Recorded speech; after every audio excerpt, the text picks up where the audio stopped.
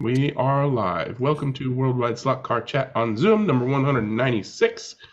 I'm your host, Greg Galb. The gang's all here with Jim and Dewan and Luff and Gio and Courtney and Jeremy and Gary and Don. I need glasses. And John and Mike and Leo. Leo's back. Yay, Leo. And Wayne and John and Garth and John and Big Dan and John and John and John and John. So many Johns. Today we're going to start off with what I wanted to do last week, which was anything that the Zoomers who raced at the Suzuka oXigen race want to share. And Gio said he had some things that he wants to share, so I'm going to put him front and center. Take it away, Gio.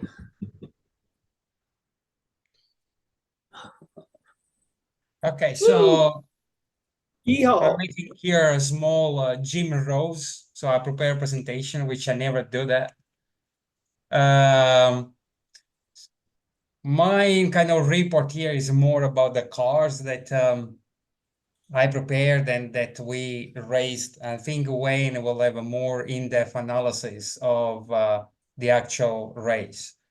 So as you know, I mean, we put the team together with Wayne and Jona, and the main idea was to race in the GT3 Jona's car. So I was sent by Jona a car mid-December, and I received the car actually in early January. And so I had like less than 2 weeks to prepare the car to take it to the race. So this is the car that I got. I don't know if Courtney has shown kind of how the cars arrive, but so basically you get some parts that are the details one printed in racing, and then you have the body with the chassis and other parts in kind of inside it. So the body is very light. I mean, it's kind of 8.6 grams, which is a very good starting point. And then you have all the components between the chassis that is at the bottom, I mean, printed together with the car, and other details going from the pod, the wing, the roll cage, also two guides, one for wood and one for plastic. So the chassis, I mean, preparation is pretty straightforward. The only things that I made a bit different was that I need to use capacitors because the lights need to kind of be on. Also, when the car was out of the truck, I mean, it's kind of a regulation that they have for special series going between the Netherlands and Belgium. So, and we're applying that kind of building the cars complying with those regulations. So nothing really major here. Yeah, I received so the car also comes with will come. I mean, when you buy it from Jona, you will get Lexan interiors. But in my case, because there was no time, so he sent like the template, but the template was not complete, so I didn't have a dashboard and stuff like that. So I had to kind of fab it from some bits and bolts that I had around from a scale out of Porsche. So, and then I kind of, vacuum form it and then detail the ready to go into the car. Then so it's a 3D printed body, so it needs to be kind of prepared properly before painting. So I had to do I use a lot of filler before I even touch the body for any painting or sanding. And overall, I think the results were not too bad. I think I kind of went overboard with the filler, and you will see later on what I did for kind of dealing with that. But and then I think also I did the mistake that first I painted the yellow and then I did the black details. I should have done the other way around because there was a bit of a spray. But anyway, so I managed to rescue whatever was rescuable. And I mean, the car was going to be raised in haste, so it wasn't going to be just a shelf queen. So because of the extra filler and all the other, I mean, extra layers of paint, so the final weight of the body was 13.5, which was pretty a lot. And so I had to take the Dremel to it and reduce almost a gram. again, the body is very light, so there is not much material actually that you can chew out. But I mean, I managed to kind of lose some, I mean, less than a gram, but still, I mean, a bit less than what was required. Jona did a much better job compared to me in terms of keeping the body light, and that's also will be also something at the end I will share. Now, the main kind of feature for this car was that if you look at the original car, I mean, the prototype car, you will see that for each front element, there are 6 big LEDs or like 4 big LEDs and 2 small ones. So you know that I've already done a Coca-Cola scale out or Porsche with 5 LEDs. So now here the plan was, to fit 6 LEDs inside those buckets. And basically, I kind of managed to find the right LEDs. So for each of the buckets, I kind of modified in order to be able to fit those LEDs. And so here you can see like how many wires I had going out from the car, and also like the overall loom, because I want to have also some of those kind of flexible bars, to put some extra lights in order to make the car a bit more visible. And more or less, these are kind of the results. So you have like at the rear, so there is the main like feature is like this long strip of LEDs, and then there are the brake lights.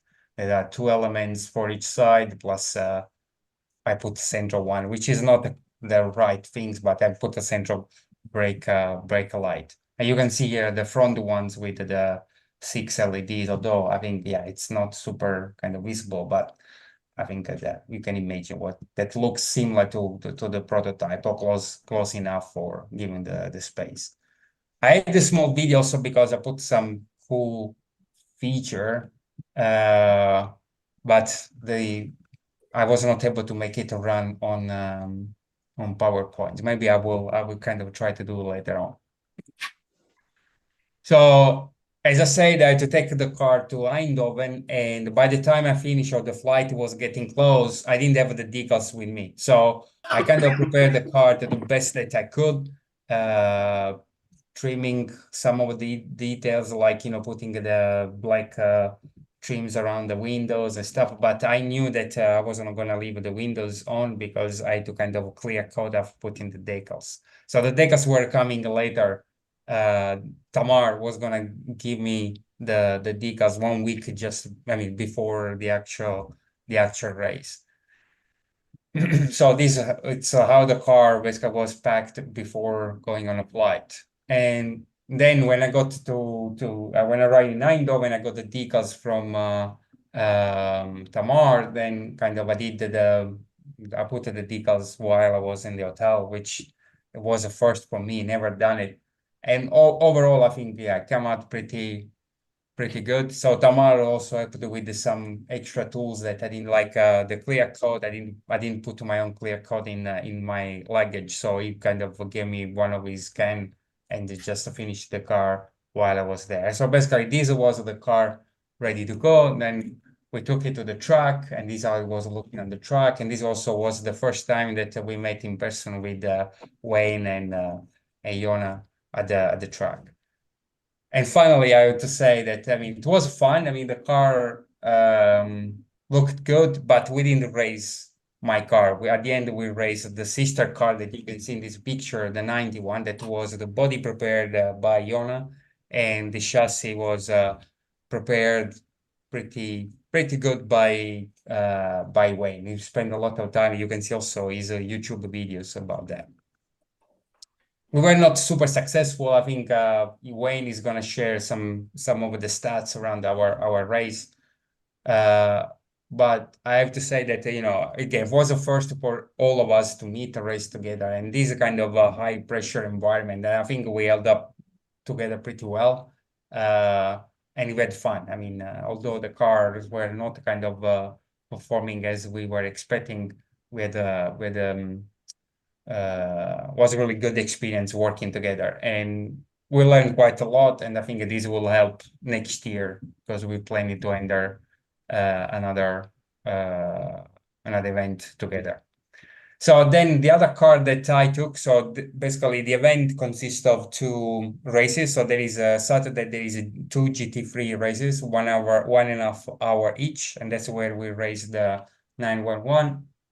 And then on Sunday there is a WEC race, which is 6 hours.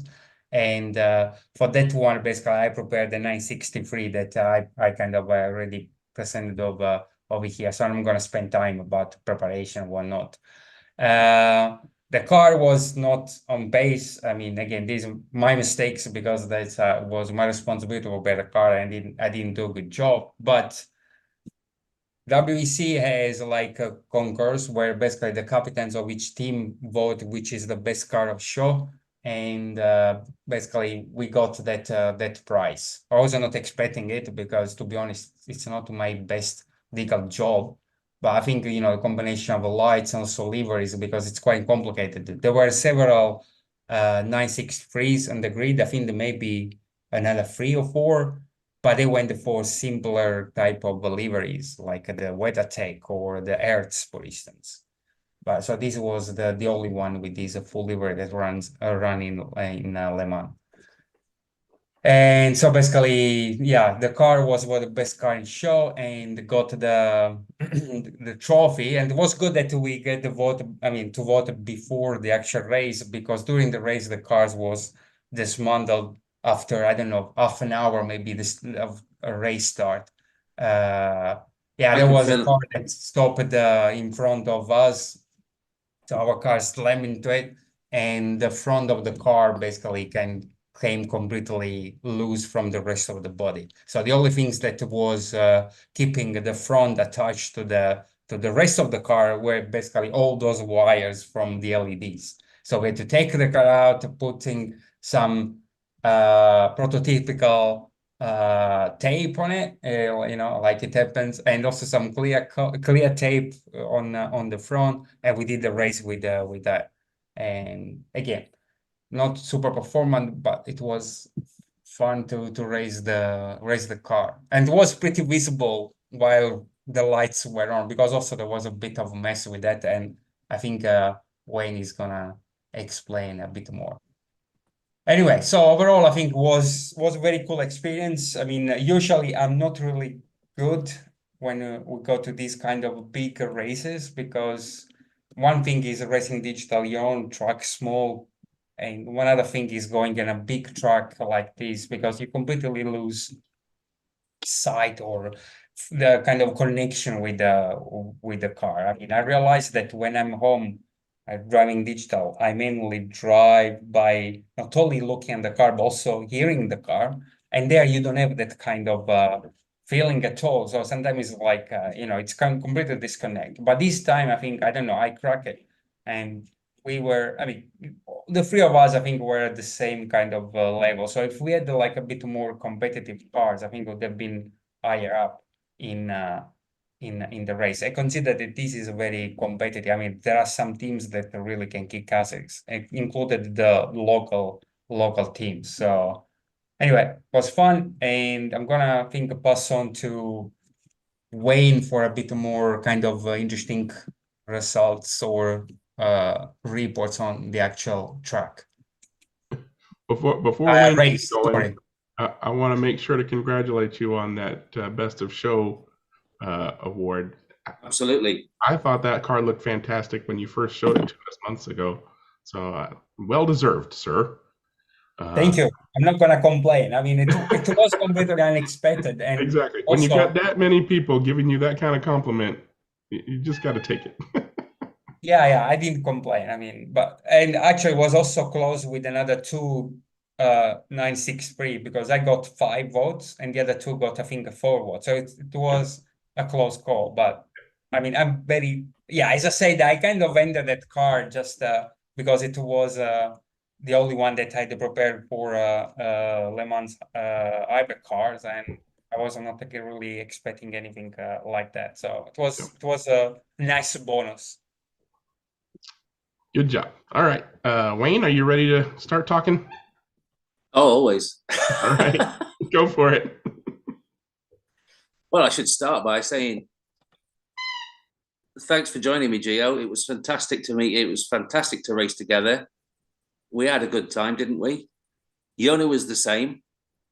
All in all, we had a very fun, relatively unsuccessful in terms of racing, but we had a very good weekend together. And yeah, we will do it again. I'll share my photographs, which are a little different.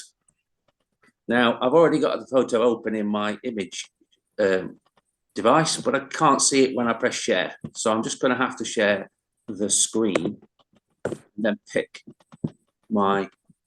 Are you now looking at a picture of me at the track? Yep. Okay, so I was first to arrive. Literally 10 a.m. in the morning before the track even opened, I was in the building. And so I dropped off my toolbox and went for lunch. This is the corner shop. This is the cafe on the corner. And so this is what we had for lunch. And I asked for a cup of coffee and they gave me this. And I was like, that's not a cup of coffee. That's delicatessen stuff. Anyhow, I went from there back to the track. And this was the first time I bumped into this legend of the racing scene. Can you see all this on the left? It's not necessary. No, we just see in the picture. Okay. I thought you were seeing this also stop share button and all that stuff too. So yeah, I met Gio. Gio was first to arrive. And then shortly after, Jona turned up. And this was the purpose of the weekend, to race on this Suzuka replica oXigen Ninko digital race circuit for, as Gio said, 2 90-minute races in GT3 and a 6-hour race in World Endurance. So there's one part of the track. Can you see my pointer, guys?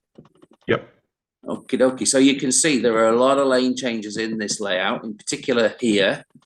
And there are a lot of lane change options just here. There's one just here. And if I show you the next picture, you should see that this end of the track is also quite heavily spattered with them. Don't know if you know the corners at this place, but these corners are called the Degners. This is the hairpin. Down there, that's called the spoon curve, and this one's called 130R. And at the end of here, there's a very tight chicane before you go down the start-finish straight. But everywhere you can see these coloured patches, here. There's even one on the apex of that turn on the inside there. And there's a couple here. You can see the pit lane is over there, where it isn't there in real life, but that's where we have to have it on the slot car track for practical reasons. And the marshal points have all got these red cups hanging from the ceiling. So there's a marshal over the hairpin there. There's one over the spoon curve there. And you'll see those in the other pictures I've shown. So on to the next one. This is a very well modelled club level track. I don't know many clubs that have got a fully scenic layout like this club's got. It's one of the major attractions. I think it's the rare opportunity. We're not racing around a sports hall or anything like that. We're racing around something that looks pretty realistic. It must be an absolute nightmare to maintain in this condition, I imagine, because I imagine that dust settles on it all and it can get pretty cobwebbed or whatever, but it's actually fantastic to look at. There's some of the back of the paddock. You can see over here all the grandstand, and there is a pit lane the other side of this row of buildings. I'll show you that next. What you see here is the actual timing system. I know there are some lights shining down on the track, and those were obviously in use for an analog. Sorry, the magnets are underneath that position for oXigen lap timing system. And again, we've got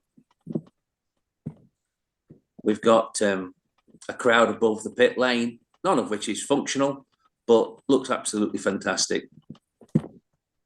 So here is a brief overview, well, no, a complete overview of what we're there to do. And essentially, Friday is all about practice. And you can practice with any car you like, your WEC car, your GT3 car, as long as you're on your correct frequency in terms of pairing the car to the controller on the correct number. Practice is basically free. And this is also your opportunity to upgrade your oxygen system to 4.1, which was mandatory for the event, if you needed to do so and you couldn't do that at home for any reason. We had that all done. Saturday was Jiska GT3 free practice, 8:30 till 9:30. That was the end of practice for that. And then we did qualifying and technical inspection between 9:45 and 10:30. No, 9:45, 10:45, 60 minutes long. And then depending on where you've qualified, you then get to choose your position on the driver's stands. And then we start the first race at 11 a.m. there until 12:30, where we have some food, hopefully. We do another tech inspection on the cars, and that's primarily to ensure that the ground clearance underneath the motor has been either maintained or corrected, because tyre wear is a thing. And if your motor is below 1.8 millimeters from the track, then you won't be allowed to restart for the second race on the same pair of tyres that you started the first race. Hence, every team had 2 pairs of tyres as handouts. The reverse grid for the second race, which means the finishing order of the first race gets reversed. It doesn't make a huge difference over 90 minutes, but it's there, it happens. And then we start race 2 at 1:10, and the rest of the day, Saturday, becomes free practice again, which is essentially World Endurance Championship practice. That's when you get your wet car out. Your GT3 race meeting is over. We close at 7 o'clock after getting our handout parts. Now, the handout parts of World Endurance Championship are 2 pairs of rear tyres and a motor. And depending on which is an S-can, or a yellow label flat 6, which is the base range, 20,500 RPM, flat 6 slotted motor. Sunday morning, we get the cars back from Parc Fermé, because overnight Saturday they are in Parc Fermé. All cars are, in fact, this timed practice qualifying section here is all done on your handout equipment. Only handout parts must be placed in Parc Fermé. So you're doing qualifying with your race motor. You're doing qualifying with your race tyres. So you don't want to wear them out. You want to keep them all in good order. You want to run the motor in. You want to do plenty of laps with it. But you don't want to wreck your tyres before you even start a 6-hour race. Then we have a driver's briefing Sunday morning. We form the grid at 11:50 after time practice 2 and technical inspection. Technical inspection takes place during time practice. 1 team at a time is asked to bring a car to tech, and it either passes or it fails. If it fails, you lose your fastest qualifying time. Then you have to repair the car to get it legal. I don't know, maybe it's over width. Then you have to narrow it.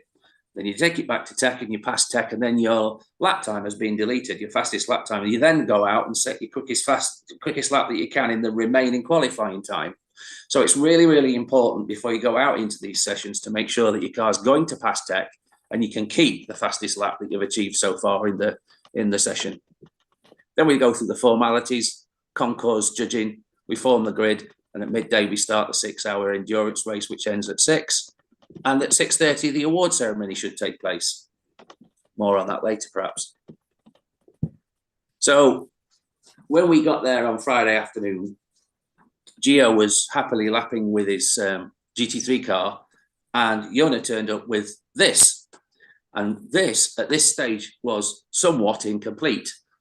However, I took it, I made it fit my chassis. And by that, I mean I shaved the body post here, and I shaved the body post a little here to get it as low as I wanted it to be. I also set the grub screw heights in the chassis to sit on these platforms. I didn't use this one, but I did use this one, and the same opposite. And then I set our light wizard on to the job of installing the rear lights, which weren't basically there at all. So Gio sat down with the car for 45 minutes or so and did all this with the blue tape. Everything you can see here, the blue tape is his responsibility. I cut some pieces of masking tape, gave them to him and said, there's my soldering iron. Here's some glues. Go for it. I also, this is probably of note to people like Courtney, who's got a car like this. I shaved the back of the exhausts because that was as they were coming down onto the rear splitter. So I got this body shell sitting absolutely what I could deem optimally. Now, One of the biggest issues that we had in the weekend was that it handled like it got a very high center of gravity. And the truth of the matter is that in reality, it probably did have quite a high center of gravity. And the reasons for that were twofold. Firstly, is this light chip. This is quite a large light chip. It's an expensive light chip at about 30 euros, I think. And Jona had chosen it and he fitted it there underneath the dashboard or underneath the dashboard. Now the body shell was still underweight and we needed to have ballast in that body shell to make it up to the minimum legal of 22 grams. And the way that we were forced to do this was by installing these two tungsten rods. And I'm going to gamble that they were about 8 to 10 millimeters each. And there's a regulation that says that you're not allowed to put ballast in the body shell anywhere below 15 millimeters from its bottom. So we have to find a place up there in the top of the body shell somewhere where we can put these. I think these probably add up to about 2 grams, something like that, maybe a bit more. I'm not sure. I didn't bother weighing them. So what happened as soon as we put this body shell on my chassis, the chassis I prepared, calling it my chassis, is we gave it to Gio to take straight out onto the track. He was the only one that had done laps at this point, and he'd done them all with his own car. And the first thing he said he came off the rostrum after about 5 or 10 laps with the car, and he said, that one goes better than mine. We should focus on making that one go the best we can. So in a word, everything that Gio just showed you got put to one side, and this one was the one we were going to go for going forward. I mean, that's pretty common though, right? It can happen. Whenever there's a couple of cars prepared for an event like this, there's normally one that just somehow shines for some reason, and often it's not even identifiable why, but it happens. And then you take the best one. Now, those of you that have watched my final video on the preparation of this chassis, which only went live on YouTube, I think, yesterday, might remember that I had a piece of ballast in here, and it was about 1.2 grams of ballast. Well, for some reason, and I don't know quite why, it fell out and it was lost. And during the process of doing the practicing, I also managed to get the car on 2 pairs of scales to measure how its weight distribution was front to rear. And what I discovered, to my dismay, was that the car with the body shell on had a front to rear weight bias of 70% of it was on the back. And this is not a distribution that I'm a particular fan of. So this lead fortuitously was lost, but it meant that I got a lot more ballast to put back on the chassis. And we wanted to put it back further forward, not particularly, well, further forward, so that it wasn't all, so that we could affect the weight distribution.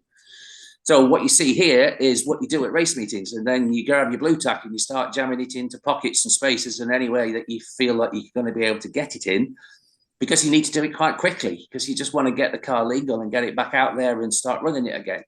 And that's why we moved. That's why we actually moved the 2 pieces of tungsten rod from where they once were in the body shell to where they are now. That's just another picture of the same thing. Finally, we needed those 2 screws. Wait, minimum 88. We're 88 1/3 of a gram. On into the racing. We qualified in something like 13th position. Can't remember exactly, but the car handled in a way that it had got a high center of gravity. There were certain corners that if you hit them at a pace that you thought you should, the car would bicycle and lift out the slot, come on onto 2 wheels, probably flop down back on its guide, but probably roll over and end up in a marshal's hand, whichever way around you looked at it. It wasn't easy. It wasn't easy at all. And I think the one team driver that struggled with it most was Jona. Now, Jona had never driven around this track before. I had. I believe Gio had, and he certainly had, because he'd been there a week before. He'd been there with the car 7 days prior to us doing this race meeting. He'd actually tested the car and discovered feature of the car that he reported to us, which was that the chassis was actually touching the rails. The main part, the main body, the center part of the chassis was actually scrubbing on the rails in places around the track.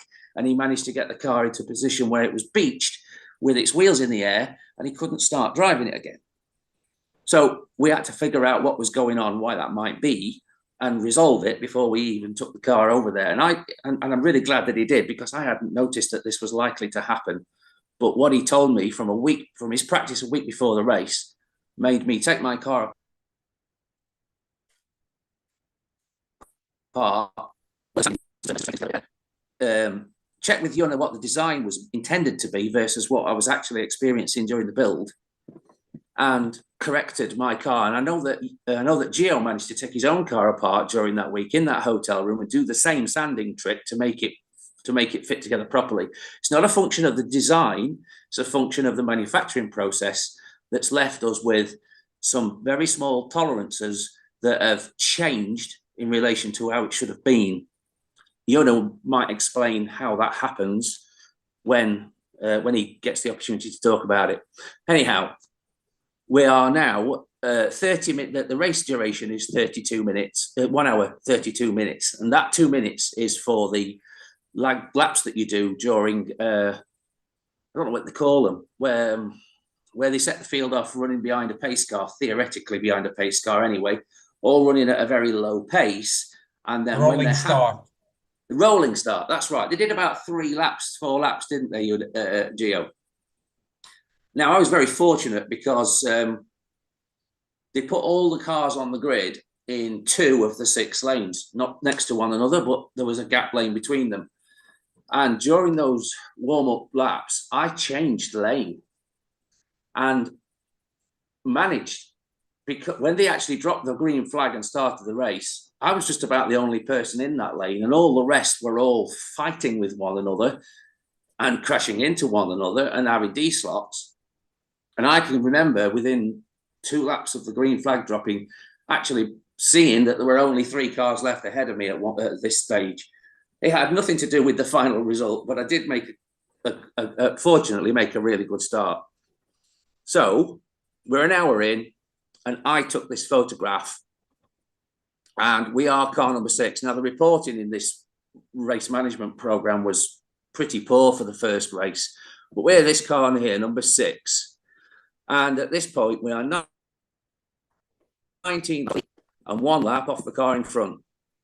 And he's 1 lap off the car in front, and he's 1 lap off the car in front, and he's 1 lap behind the car in front of him, and he's 1 lap behind the car in front of him. And as you can see, the field spread here, 16 laps off the lead, 18, 18, 17, 19, 19, 20, 20.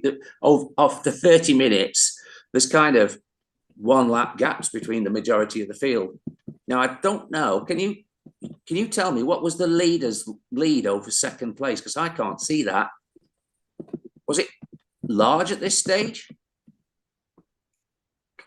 I can't see it because there's a toolbar there. Looks like about 4 laps. 4 laps in 30 minutes. So, okay, the reason I ask is because I know that there was a car in this category that just went away from all the rest. And at this stage, it's got 4 laps. Now, my last lap here, or the last lap for the car, was a 48.89 second lap.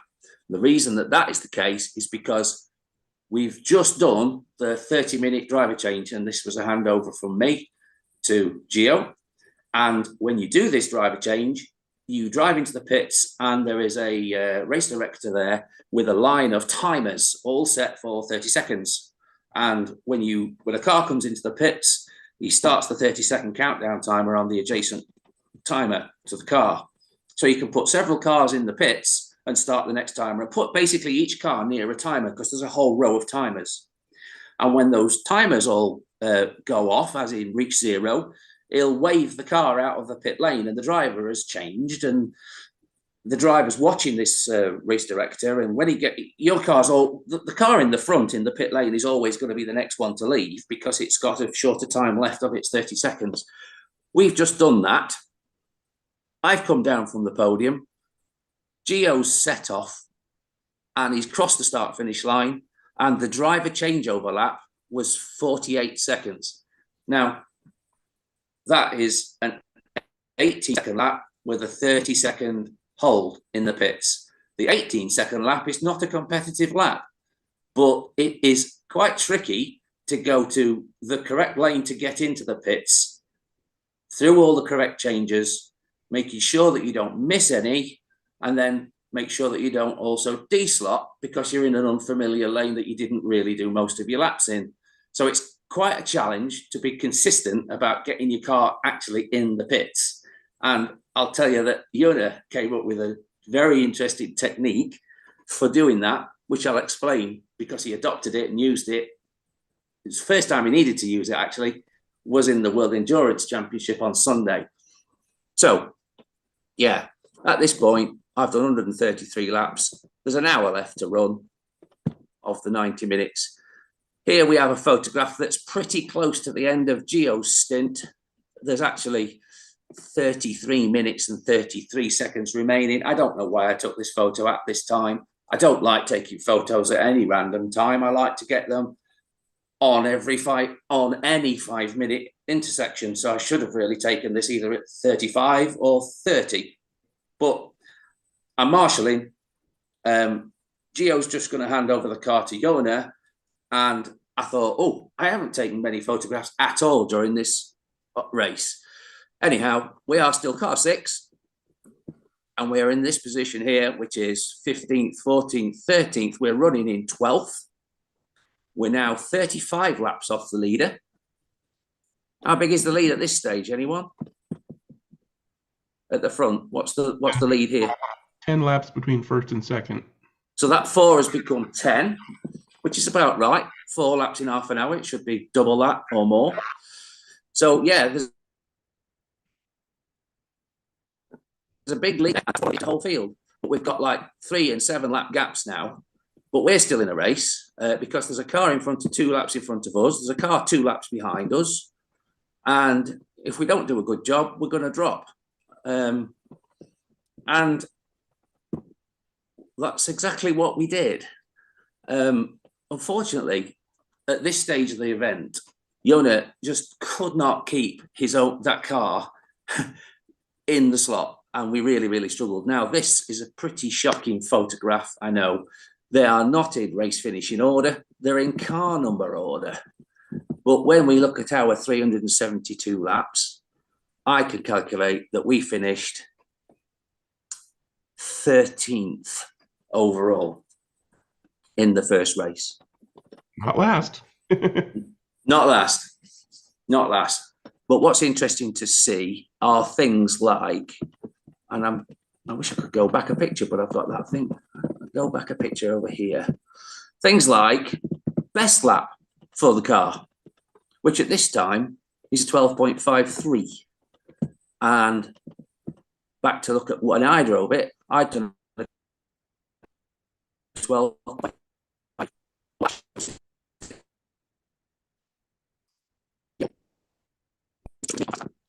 Segment, the 30-minute segment, well, that's a lot harder to analyze because we've got silly things going on, like the 48-second lap, and how do you account for that, and which driver is going to carry that penalty, and do they need to carry that penalty? Can we calculate how many laps that driver would have done if they'd not done that 30-second stop, etc. And I've done a lot of that, and we've shared a lot of that within the team since the event, and yeah, we all know pretty much how we figure in relation to one another. Needless to say, Jona had a difficult time with the last 30-minute segment. And so what he decided to do was withdraw himself from the driving duties for the second race, stating that he wanted us to do the best that we could with the car as it was and show us what it was capable of. So this was the lineup this was the grid forming for the second GT3 race, and as you can see, we're on grid spot 3, having a reverse grid and finished down in 13th on the first race. Now, an interesting thing happened here. We changed the driving order. This time, Gio was going to get the privilege of taking a start, and I was going to be on the video camera, And you've probably seen in my YouTube channel that there is a very short 2.5-minute video of those rolling start laps and the green flag being dropped. And unfortunately, Gio managed to crash the car. So in fact, we didn't start on grid 3. He went through the green flag in 15th place. It doesn't make a damn bit of difference over 90 minutes, but it was unfortunate that he didn't get his opportunity to either move to the front or Wait, run in the front. if you remember, there was a restart. So oh yes, there was, wasn't there? What happened? yeah, What, and I managed to stay on third on the restart. So I knew that we were going to restart. That's why I said, okay, let's crash it. Yeah, okay. Yeah, what happened? Did the whole lap timing system stop working? Yeah, there was some issue, yes. I don't know what it was. They did do a restart, and quite honestly, I'm glad you reminded me because I had forgotten. So anyway, at this point, we're going to do 2 45-minute stints, Gio and then myself. And on this section of the race, they gave us team names on the race control computer, so we can see a lot more relevant information now. As you can see, we're only 20 minutes into this race, and we are sitting in 15, 14, 13, 12th. And we've all got that 1 lap gap between all these cars going up here. Everyone's a 1 lap in front of the other. We're only 8 laps off of the lead. The 2 leaders are still on the same lap. First and second are still on the same lap. And we can now identify our friends and people like that. And if I'm not mistaken, this team here contained Henry. Slipstream he was one of the 3 drivers in Slipstream. They were doing a fantastic job. We couldn't identify it because I haven't actually gone back and looked for the results for car 15 in the other race, you know, on the other race screens just yet. But the screens for the end of race 1 and end of race 2 actually only arrived in my inbox tonight. I've been trying to find those pictures from someone that took them, anyone that took them, for the whole week and a half since the race. And Gio managed to pull the rabbit out the hat tonight because he must have known someone or asked someone, have you got them? And they did. So he shared those with me tonight. I've quickly slapped them into the presentation, and it's the first time I've actually even seen them. So what can we tell? When 30 minutes out of the 90 minutes in, Gio's driving the car. He's managed a 12.6 for a fastest lap. He's doing consistent 13s whenever he's not in traffic. Odd 12 here and there. My pit space is actually just below you. I'm adjacent to this wall, so this is up or above my left shoulder. And whenever I'm sat in the pits, if I'm sat in the pits, I'm often not. I'm marshalling, but with Jona. But this thing is not far from me. And what we were doing during the race was going to the screen, doing a very quick analysis, and then going to the driver and telling him how he was going. And we just fell into a rhythm, I should say, of reporting to one another every 10 minutes during the race, didn't we, Gio? You would come up and you would say, well, you've just moved the fastest lap down a tenth of a second, and you've managed a 12.5 whatever, and you've done 10 minutes and you've managed 44 laps in that 10 minutes.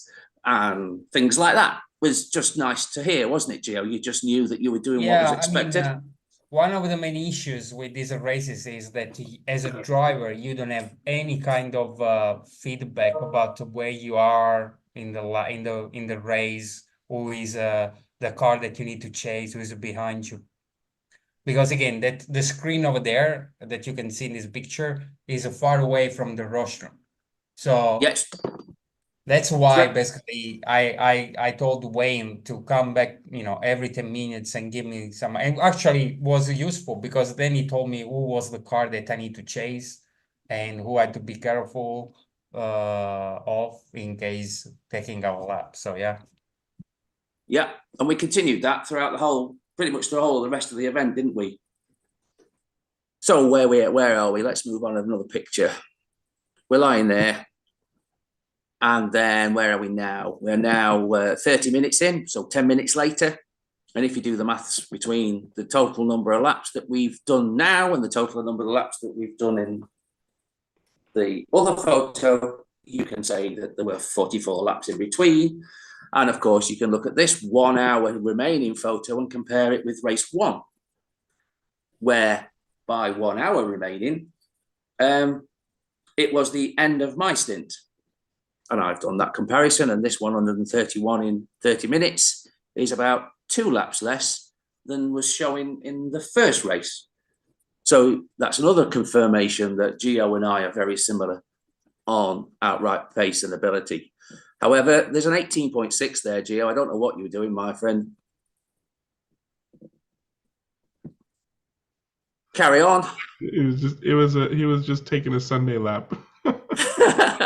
It could have, listen, it's traffic. It will be traffic. Either someone will have tapped him off and he needed a marshal, or he will have had to follow a slow car because he couldn't find a lane changer, or something. That is just the nature of digital racing. You cannot just go out there and consistently do what you know how to do. You are almost always affected by someone else at some time. So, you know, the concept of staying within the same half a second lap after lap after lap is just not, it just doesn't apply unless you're absolutely supreme at this. We've moved up. Look at us now. Team 201, we're doing a 12.42 fastest lap. This is a photograph at another stop time, Gio. I seem to remember that they stopped the race because of a problem with a lane changer. Is that right? Yeah, I don't remember if there was that or also there was, could be the case. Although it's yellow. No, it's under red right now. Oh yeah, race is paused. Yeah, race is paused. And I seem to remember they did this more than once in that race, but I think it was for the same reason, a lane changer that had needed a little piece of plastic putting back in. Yeah. I think that's used to make them smoother or something. Anyhow, this was taken at this time, 48 minutes remaining, because the race was paused. But anyway, it's probably true to say that some of these teams here have done a driver change, which has cost them 30 seconds. And at this point, with 48 remaining, we're actually only 3 minutes from our first driver change. So we would naturally move forward because we haven't paid that 30-second penalty yet. And in truth, Gio, did they make our penalty 45 seconds because we only had 1 driver change? Do you know what I mean? For the second race, yes. They were doing that, weren't they? They were judging how many, based on when you stopped is how long the pit lane penalty was. Next picture. This is precisely 1 minute before I go up to drive. I can always just take this photograph, credit Gio with 1 minute's worth of laps, which is about 3.5, and look at his total, and then compare his 45 minutes with my 45 minutes, which was the second half. And finally, this arrived today. This was the result that we managed, and it's 9th place. Just the 2 of us driving the car. So thank you very much for that round of applause. we don't know when to jump in, Wayne. That's fine. I know. It's I'm just having fun, trying to keep it entertaining. So next one. The GT3 is over. We put the GT3 car away.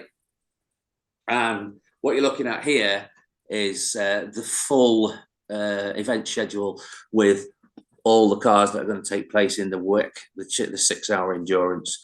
Remembering that there are 3 categories of cars in WEC, and the ones with the numbers with the green labels are GT Le Mans, GT cars, and those are all gathered here, here, here, and here. So we've got Slipstream, which is Corvette. Oh. You're out. And then you've got ourselves. I'm sorry, I missed that. What did you say? Yeah, just keep going. There's ourselves. And here's some other Porsche 963s. In total, there were 5 of them on the grid, Gio. They I did forgot take. the yellow one. You forgot the yellow one. They did take first, second, and third, and fifth in qualifying, didn't they? It did look at the on the whole of the overview of the WEC LMP1 category that the car to have was that car. It's turned out, because Jona had his eyes open, that all of those cars were not the same. In fact, we know there were at least 3 different variations of chassis being used among those 5 cars. Certainly, we used a stiff chassis, and one other team used a stiff chassis. We think the front-running teams were made up of either aftermarket SLS 3D print chassis or the grey OEM chassis, which is also softer than the black stiff.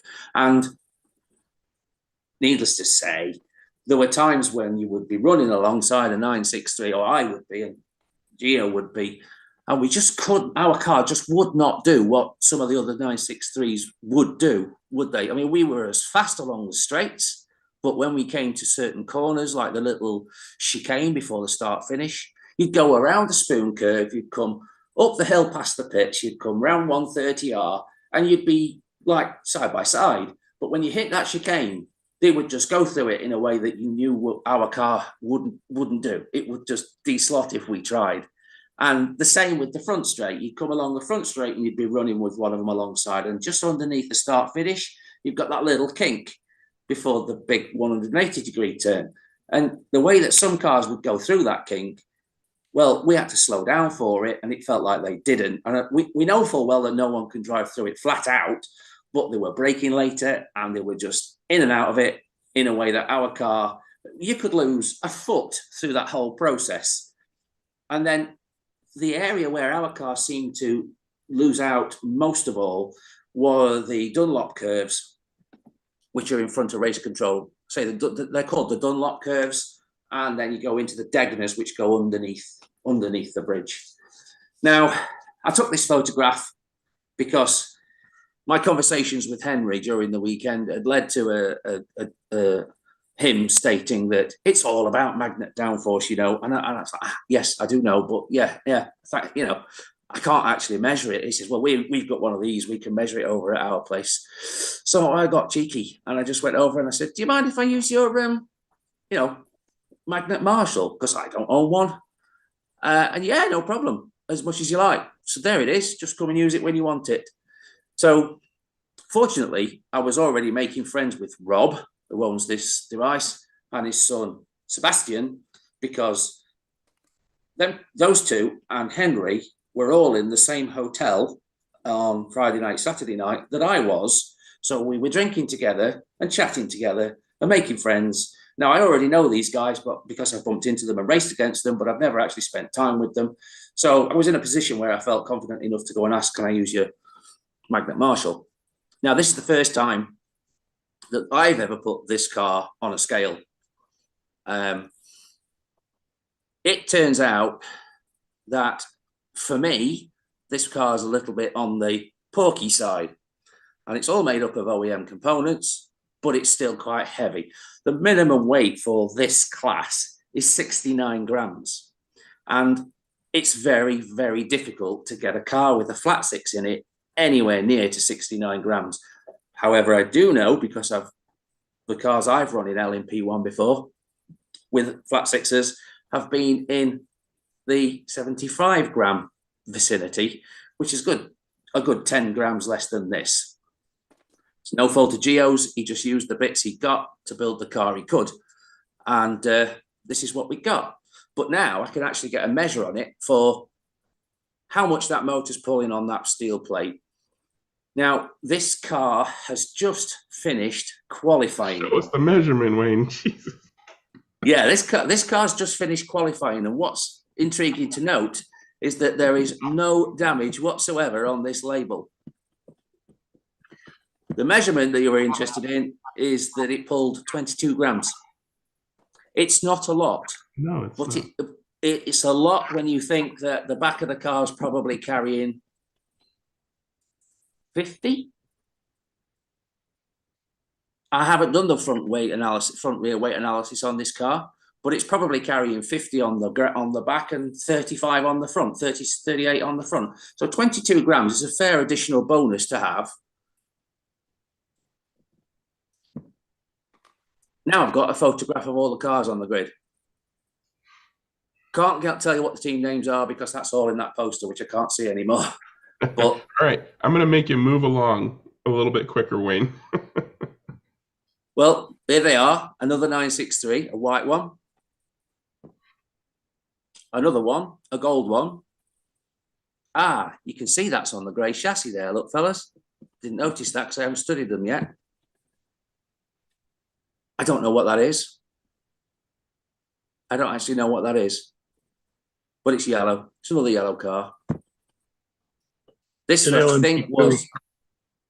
I think that was Slipstream's car, wasn't it, Gio? LMGT? Yes, this is Aries car. Yeah, Henry's. Or could we call it Henry's team? The team Henry was in. Yeah. Here's another one from that same vicinity. This was a 963 kit, came from the same club. I know quite a bit about this car. This is the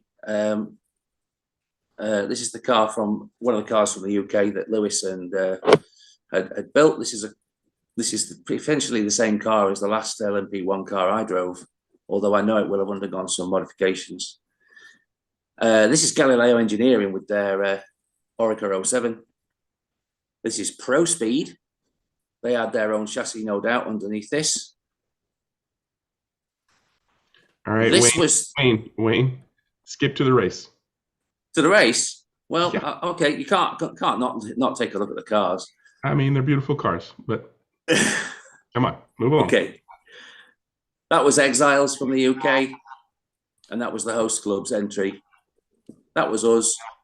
I think that was another host club entry. Now you've got LMP1s in red, GTs in green, and LMP2s in blue. And I now start taking pictures because we've got a 6-hour race. We've got 20 minutes in, and we've already got a reasonably large field spread. This is us running here, 12 laps off the lead and 2 laps off the car in front. Now, Gio, who took the start? Was it Jona that took this first stint? Yes. We were going to do 1-hour stints, weren't we, for the first 3 hours? Yes. And we've just passed 35 minutes into the race. We're lying in the back half of the mid pack. What lap time have we managed to do? 12.4 at that time. Yeah, I mean, Jona basically was getting more and more confident with the car, and yes, Jona was he was much more happy with the LMP1 car, wasn't he? It was just, I think it was just easier for him to keep in the slot, and he just chose a lane and he ran and ran and ran. It wasn't. Yeah, it was. It actually made look. He's moved the lap time down to 12.2. 1 minute before the driver change. Don't know who's going on second. Was it me second? Yes. So this is this is 4 hours remaining. This is the end of my section, and we are down here. Now the reason is, this is I took the photograph with 1 minute before I got on the podium, and just as I went up to tap Jona on the shoulder and say it's time for the first driver change, he used his special technique to get to the pit lane, which was to go into the hairpin turn too fast, require the use of a marshal, which would put him in the outside lane, which is the correct lane to get to the pits.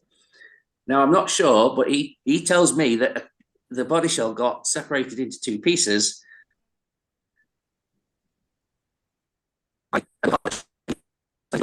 I can't confirm or deny either way. I just took this photograph.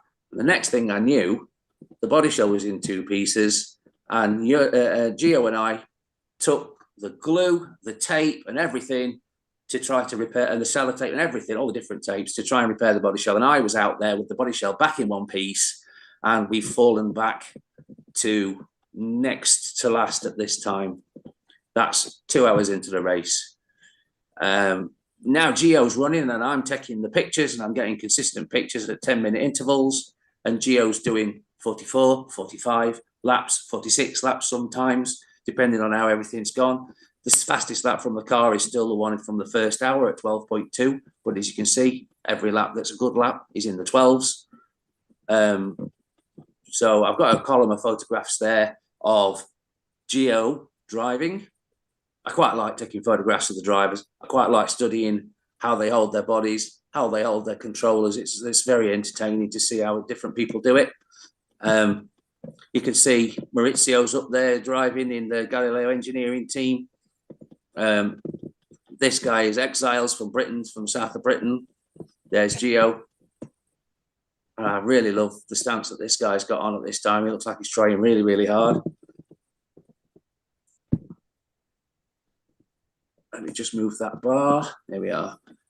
So now we're 3.5 hours. So we're 2.5 hours in. We're still running in this position. We've got 20 laps to catch Galileo engineering. I'm just looking at the best lap column, because all the best laps from the best teams are in the 11s, and we can't actually crack an 11 for the life of us, can we, Gio? We tried all weekend, we never managed one. 3 hours 20 remaining, still in the same position, and now 22 laps away from Galileo, chasing them. 3 hours and 10 remaining. And now we are 24 laps from Galileo. And as you can see, Pro Speed is still in front of us, and they become relevant soon enough. 3 hours remaining. We must have changed drivers. We changed drivers to a 30-minute interval from there on, didn't we? And Yeah, soon so enough, Jona is taking over. Jona's taken over. Yeah. Although, if you remember, I gave the car a bit later because I was really into it. So I kind of, delayed the change. But then he took the car from me. Yeah. And did I follow Jona, followed by Jona after me again? Yeah. So we did an hour and a half, Jona, me, Jona, didn't we? Which was slightly out of order. But that was because Gio often races in the dark. And he's a bit of a dark specialist. And he specifically said, I want to do plenty of running in the dark. We've managed to move forwards. Yeah, plus also Jona said that he didn't want to race in the dark. So that's said, true. I'm gonna take over from Wayne, so that for sure I avoided the dark, and then you guys can sort it out how you want to play. After that, yeah, it was easy decisions, wasn't it? Because you wanted to do dark, he didn't want to do dark. It was easy. There was no thought about it really. But we've moved forward. 6 hours. Okay. The race mode is 6 hours here, and the time remaining is we have another 4.5 hours to go. No, 1.5. 1 hour Okay. 40 at this stage. All right. Referring to the race report. We've moved forward because Pro Speed have had problems with their body shell. They had lighting kit problems. Here's a picture of Yoda driving. And there's another thing that's quite revealing, and that is that 2 of the teams aren't doing laps. This controller's at rest, and it looks like Mr. Maurizio is also off in the boondocks, and the car's perhaps needing fixings. So as soon as you're running in the back midfield, you really need to keep the car in one piece and just keep it going. So as you can see, the race is tightened up for us now. We've got 7 laps. We're only 7 laps behind Pro Speed at this stage with an hour and a half remaining. And now we're in the dark because the wall's gone dark. Now, it went dark while I was driving, and it's incredibly difficult in the dark. I have to hold my hand and admit that there was a couple of occasions where I actually lost sight of our car. Didn't know which one it was. Started running around on a very low throttle with a lane change button held so that it will take every changer, and I'm just trying to put it into a gutter lane to be able to find it, and it feels like forever that you can't find the car that you are driving around the damn track at this time, and it's really, really annoying, and it does nothing for your average lap time. It happened. Anyway, for the last 45 minutes, and that's that last picture, we handed over to Gio. Gio did the last 45 entirely in the dark. And what started to happen as soon as the darkness came was that everybody seemed to start scoring very, very short laps, like 1.6 second laps. And the race management were deleting overly fast laps. And then, if I'm not mistaken, with this race program at the moment, you cannot set a minimum lap time, and you also cannot add or remove a lap from a team. So there's nothing that race control can do to correct what's showing on the wall. The best column to see it in is the best lap column, and I actually haven't got any to show you right there. But yes, at this point, our best lap has been replaced because it's not what it was earlier. It's not the 12:22 it was earlier. It was 12:40 something in that last picture, and it's now 12:30 something, which is a fantastic lap time for our car in the dark. But there's always these laps that fall in from time to time, isn't there, Gio? So, you know, we're now 20 minutes remaining. We're now 32 laps away from the car in front of us. It's all pretty much over. 19 laps behind us. Yes, if we stop now, we would lose more spaces, but we got into trouble, didn't we? We got told off. Our car, when it deslotted, its lights appeared to go out, and the regulations say that the lights must remain on. Of course, with the lights going out, it was difficult for the marshals to identify it and find it and correct it, one thing and another. So we were forced to take the car to the pit lane, take it to the pit bench, disassemble it, and then established that we couldn't actually repair the lights. There was nothing disconnected. Everything was as it should be. But for some reason, it didn't keep its lights on, and we can only presume the capacitor was faulty, not charging. Yep. So we told race control, we raced on, and we were subjected at the end of the race to a 100 lap penalty. Yes. So even from a race position of here, whatever that is, 15, 14, 13, 12, 11th out of the 15, we were unfortunately demoted at the end back to 14th overall with our 100 lap penalty. So we're in the final stages of the race, and I just happened to notice this. That's good. 15, 14, 13, 12, 11th out of the 15. Gotta be comfy. We were unfortunately demoted at the end back to 14th overall. How can I hear myself? I got it. Somebody's watching it with a mic open. Go ahead. I've got you. This is how Gio was driving. I didn't notice this all weekend long. I don't know whether he did it all weekend long, but he had nothing on his feet for shoes. There we are at the end. Theoretically, 15, 14, 30, yeah, 11th. But in reality, we got presented with the trophy for 14th. And post-race, you can now see that tyres have worn and the motor has started to wear its label off on the highest parts of the highest rails. On several occasions during the race, particularly when I was driving, Jona asked me, do you want to change your tyres? Because we've got that second pair and they do get smaller. And in some occasions, when the car starts to skate because its motor's running on the rails too much, that's the time when you really need the tyre change. Until the car starts to underperform, you really just leave it running and you don't spend the time it would take in the pits to change tyres. Now, the car, for me, just kept getting better throughout the race. For the most part, it just started to feel a little bit more confidence-inspiring. And yeah, the extra lap time wasn't there, but it was just easier to be consistent with. And so at the end of the race, I took the car back to the device to see what had changed, if anything. And the answer is we'd gained a tiny bit. But we did the whole 6 hours, plus a chunk of qualifying on the one pair of tyres. And there's that man collecting his trophy for Concours. Very happy with it, I know he is. Look at the smile on his face. And there's Max, look, having a look in from the background. Couldn't stay away. For next year, Wayne, you should tell the guys how to spell concourse.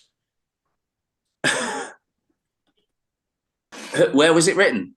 and your itinerary right on the one of the first. Don't have to go back. Oh yeah, no, But no, I'm with your- you. Let's go back to the beginning. Yeah, okay, no problem. No, Yeah, no. I'm sorry. You spelled it correctly. It's just Is it?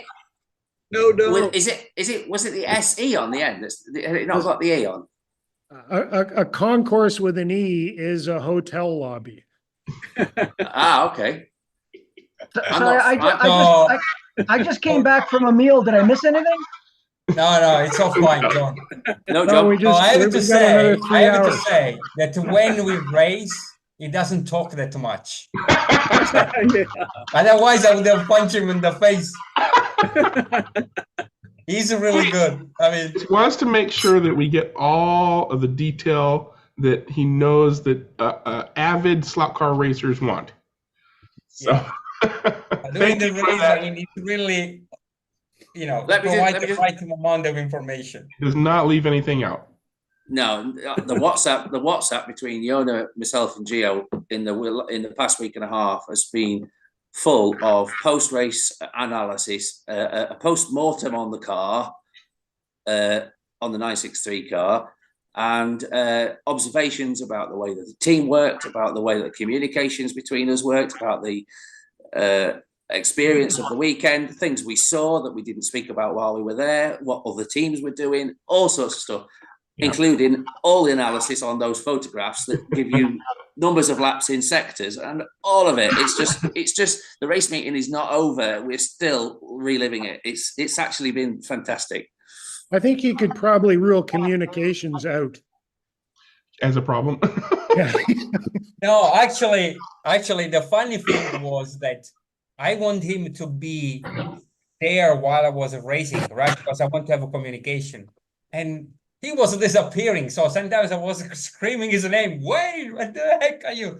So actually, yeah, he doesn't talk that much during the race. So I had to kind of pull him in order to have some information. Jona does not speak at all. So so I need him to be around. But yeah. Just need little ratios. Do you know what else Yoda didn't do? He didn't even eat. When it came to the 6-hour race, we started it at midday and we're going into the 1-hour driver sessions. And I think, well, this is a great opportunity for me to get something from the cafeteria and eat it. And I noticed that he had eaten nothing. So I had to actually go and offer to buy him food to make sure that he actually ate something. Because he was going to go, I'm sure he was just going to go through. Teenagers. 18, he can do anything. He's invincible, you know?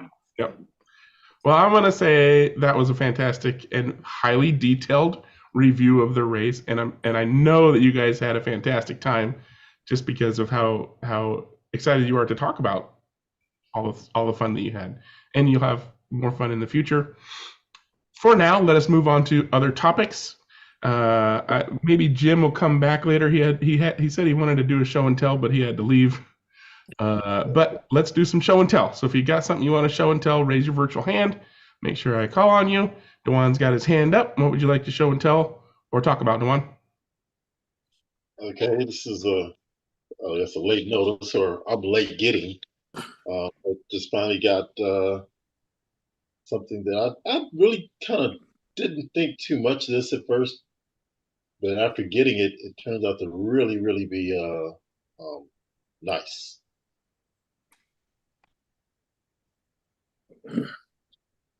So, Don showed his last week. What is your review of that? I actually love it. And this is Did you take the magnets out like they suggest? I did not. I did not take the magnets out. They're still in place.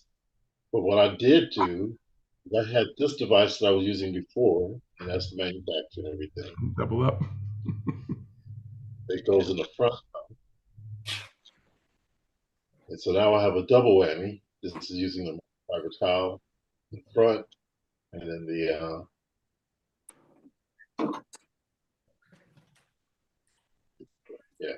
that's the setup now.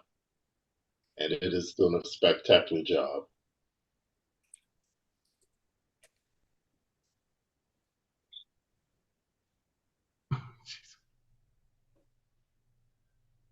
Gosh, it's quick, isn't it?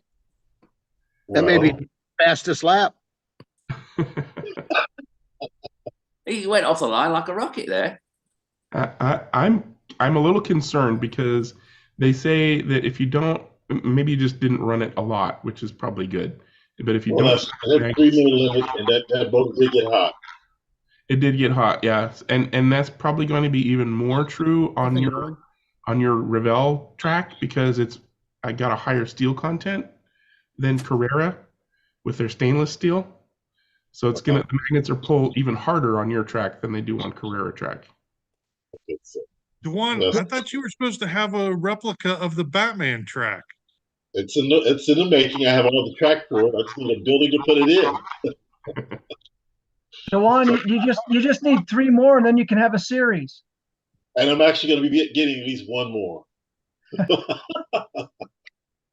What I do is I run about 4 or 5 laps, and then I reverse the direction. I run it another 4 or 5 laps again.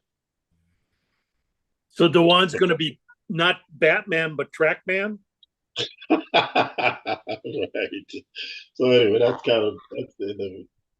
It's not much here. You're so punny. Oh, punny. I inflict much punishment. All right. Anything else? Dewan? That was my first little highlight for this week. But after that, I got another car that turns out to be one of the fastest cars I could have possibly imagined. I think it's better. It outperforms my old wing cars that I had in the early 70s, and that's this beauty right here.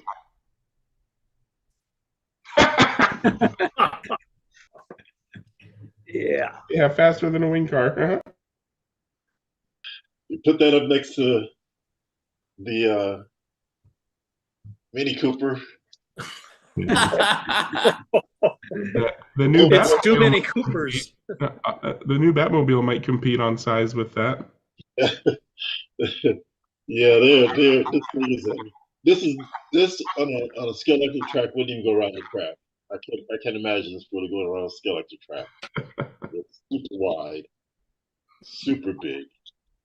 But nice. It's fun. That's all I have for this week. All right, thanks, Dewan. All right, Lenny, take it away.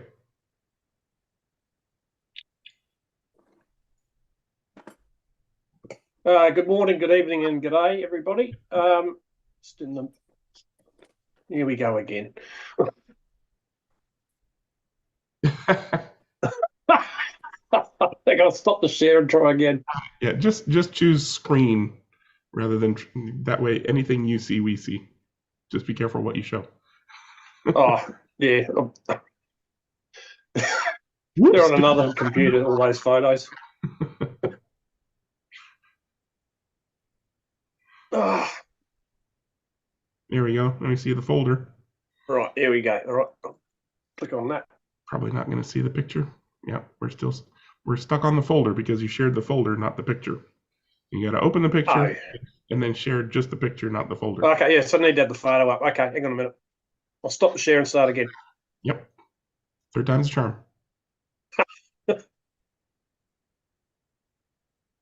Right.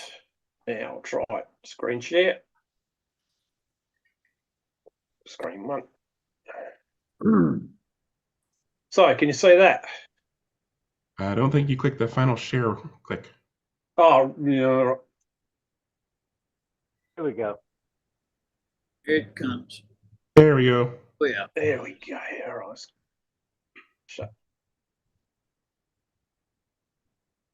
Shut the big one down. Anyway, I'll go from there. We were talking about proxy cars and how some people thought they were a little bit too complicated to build recently. That's one I built for a mate. He supplied me with an Airfix Cooper, I think it's a T62. So it's a little bit bloated because it works out to be a 1/30th scale. But anyway, I've been building these chassis for a couple of years now for our Tasman Cup series. I built some for a couple of mates, and we've managed to win a few races with them. And one of the guys won the overall series with it. Let me try this. That's better.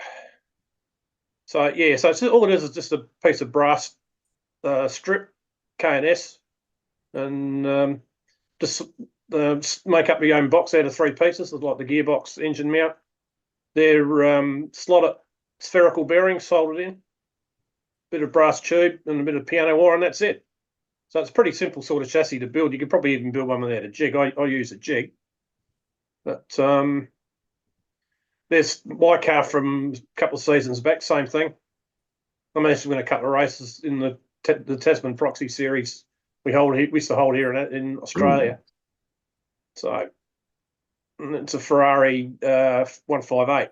So and it's managed to hold its own against the Penelope pit lane. I think we worked out it won 75% of the races in the last 2 years. So yeah, so that's about it for my share, or my what do you call it, show and tell. So yeah, very simple chassis design. It works with the right tyres on it, and yeah, that's it. So I'll stop my screen share. Hopefully you saw all that. Yep. Those Yeah. old F1 cars are really pretty. Yep. Sorry? Those F1 cars of that period are really pretty. Oh yeah. Yeah, we ran the series for 10 years, I reckon. Well, I took over as the series director, but I just ran out of time. If anybody tells you retirement's not going to make you busy, they're lying, because I'm flat out doing stuff all over the place. I just didn't get time to do devote to the proxy series. We used to run it through the Ocelot forum, so I'm hoping this year to revive it. So we'll see what happens with that. But there's one of the other groups we race with. They're running to the Tasman rules. So it's 1960 up to 65. So it's up till the end of the 1.5 litre series. But we also allow the Australian National Formula One, which was 2.5 litre. So yeah, Right. so yeah. We used to get quite a good group along. There's races all over Australia. Phil used to host 2 rounds in Tasmania. We used to host 2 rounds here. There used to be one in New South Wales, and there was one in Victoria for a while, but that disappeared. So yeah, but we're going to try and revive it again this year if I get some time. Let us know. Yep. All right. Thank you, sir. No And worries. John, Mr. Mike, what would you like to share today?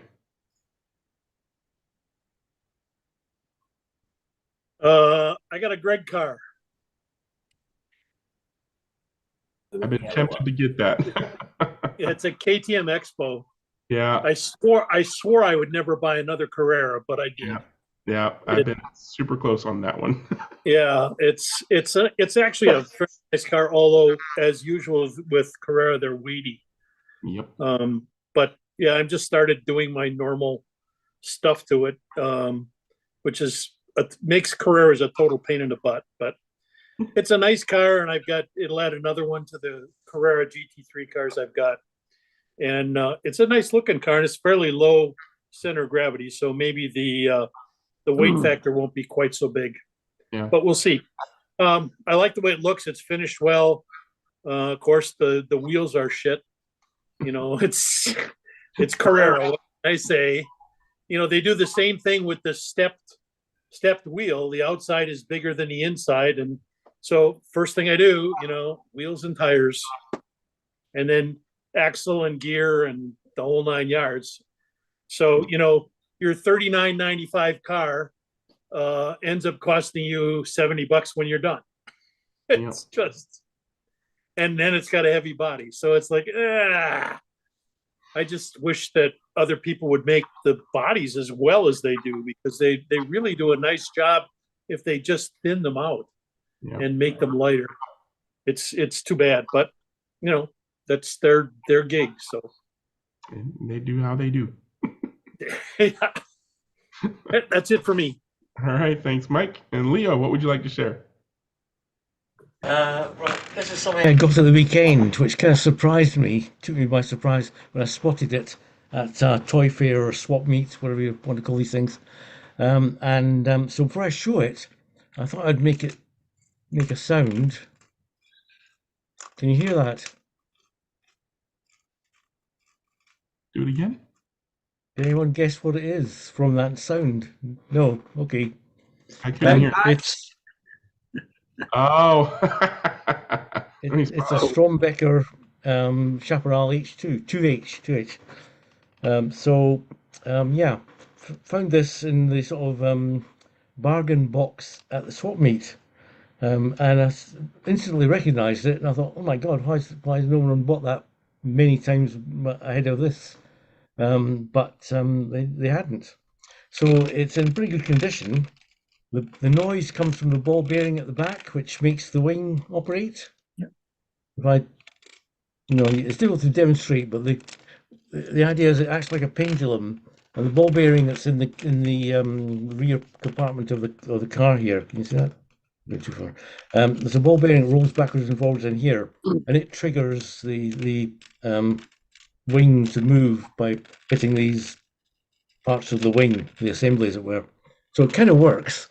Not particularly brilliantly though. But what I've found is that it's quite slow. So I was wondering if Strombecker cars are generally slow rather than like we're accustomed to these days. It seems to be all original. It's lost the studs that hold the chassis in place, but it kind of holds together. And I guess that's an original Strombecker motor. What condition are the tires, Leo? It didn't have rear tires, so I put rear tires on, which I think are sort of Ninko Classic type rear tires. The front ones I haven't really tested. They're quite pliable. They can be quite pliable. Well, worst case, you can just use it as a maraca.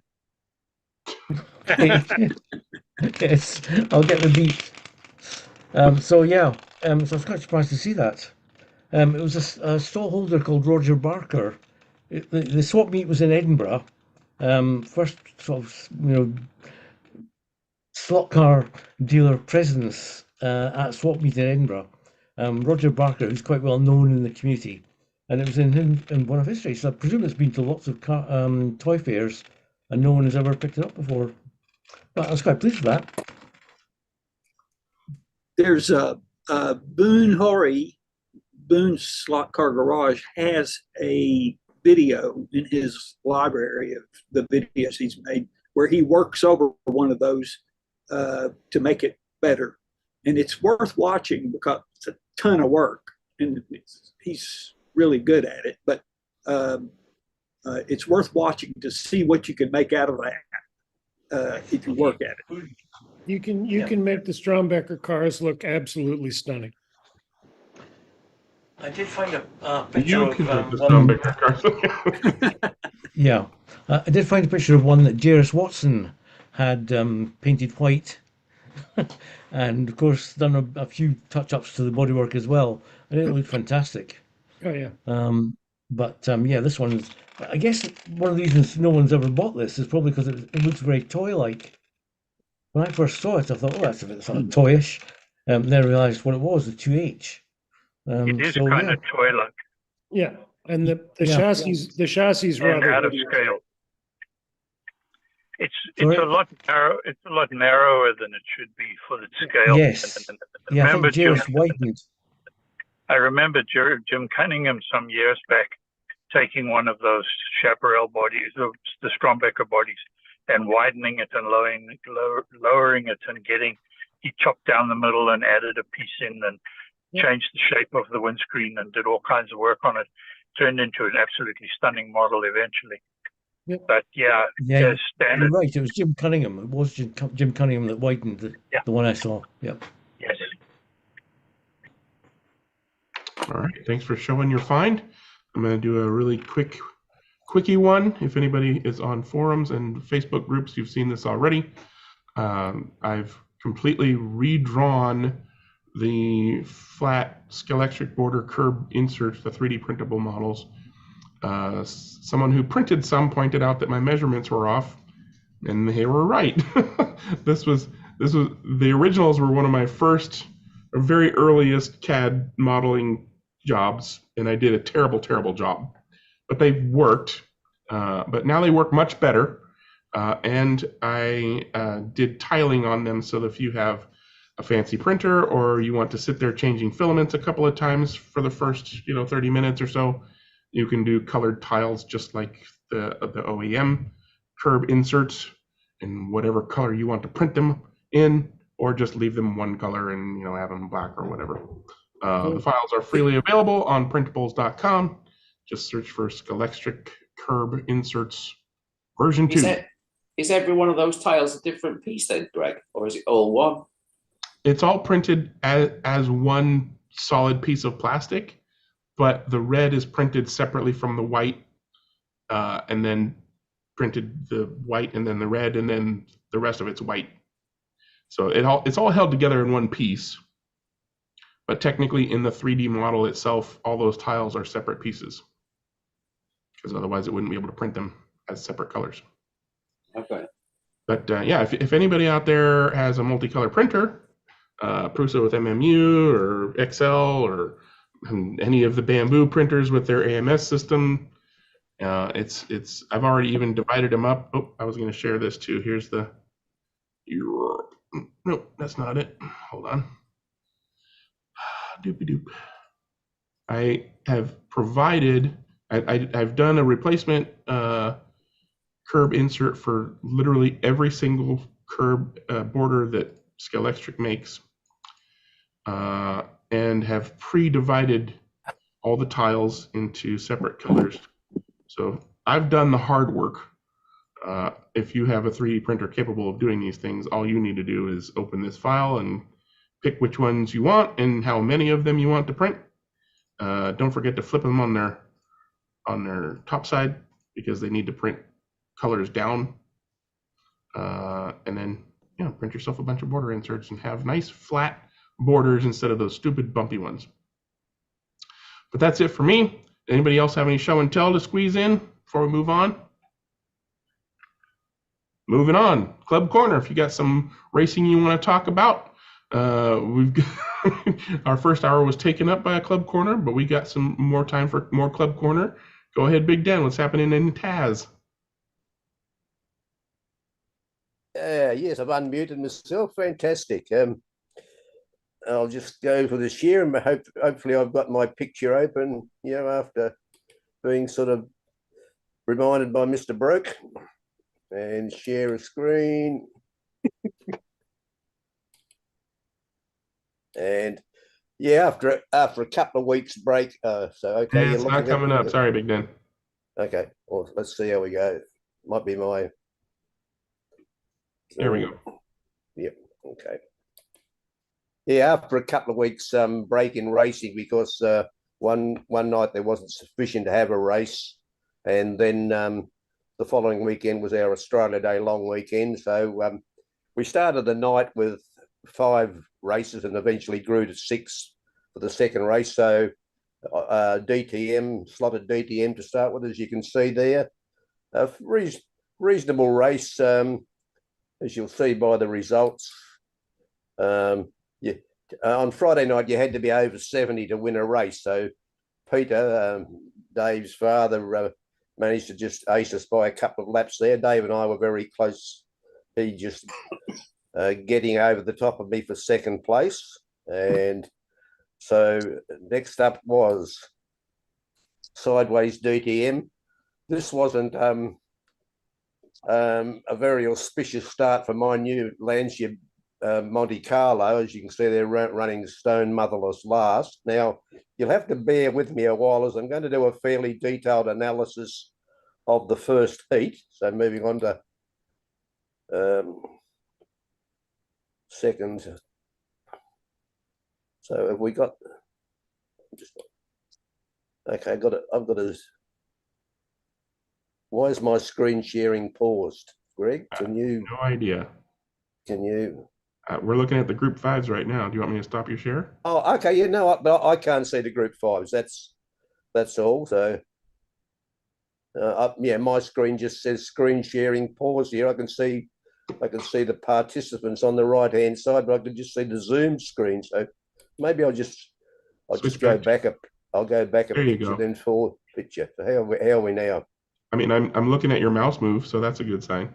Yeah, okay, then, yeah, right. So I can actually see it now. So, okay, so just into the results, and we're going to do a fairly detailed analysis of the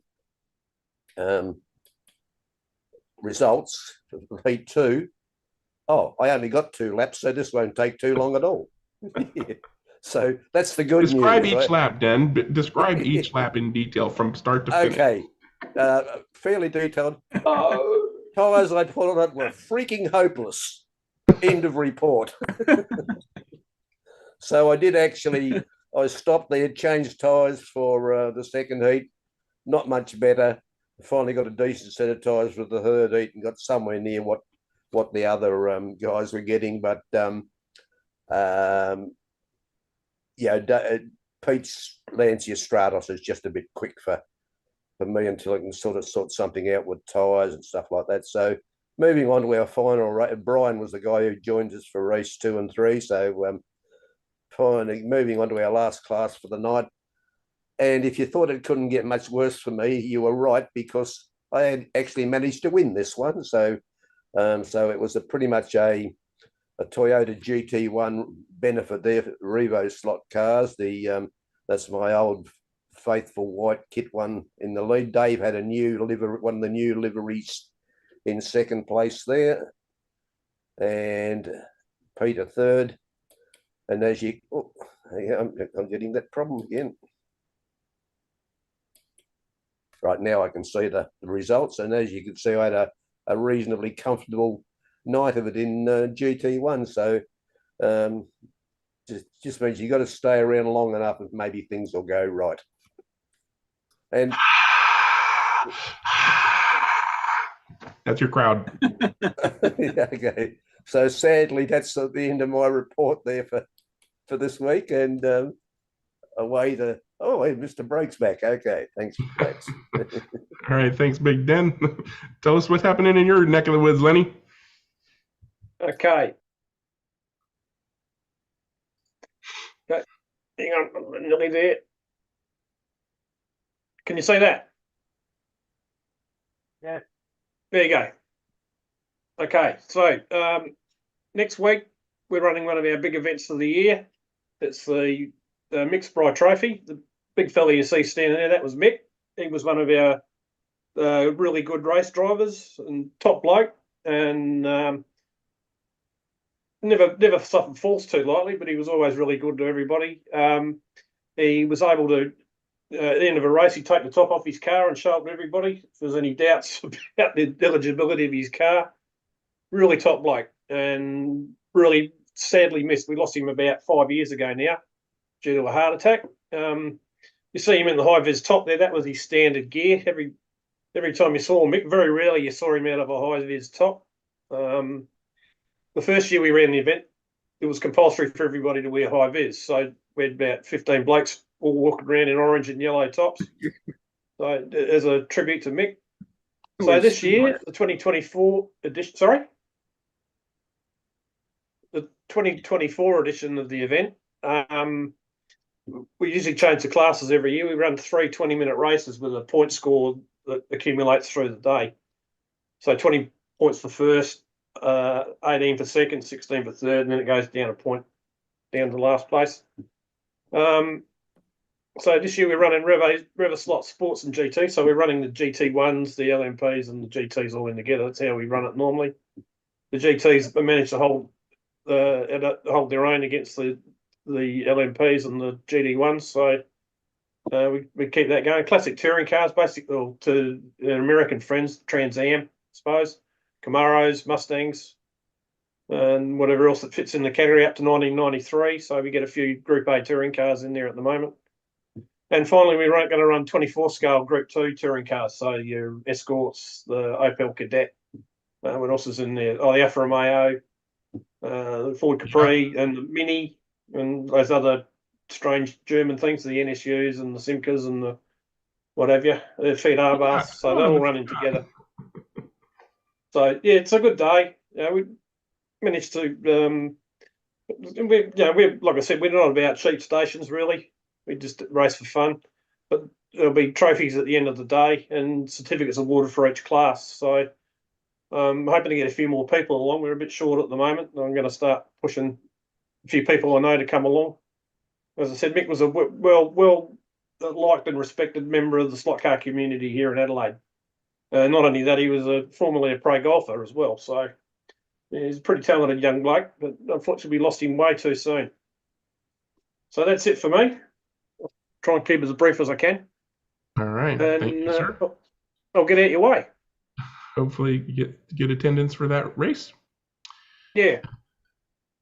Does anybody else have any club or racing activities of any kind they want to talk about? Go ahead, Mike. Well, we had our usual Monday, although we had only 2 races instead of 3 because Shiggy was a little bit under the weather.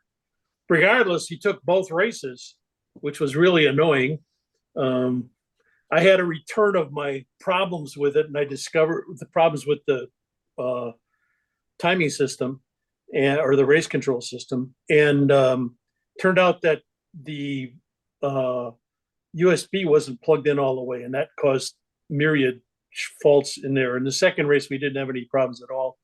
First race, we raced the all 3 of the red pigs.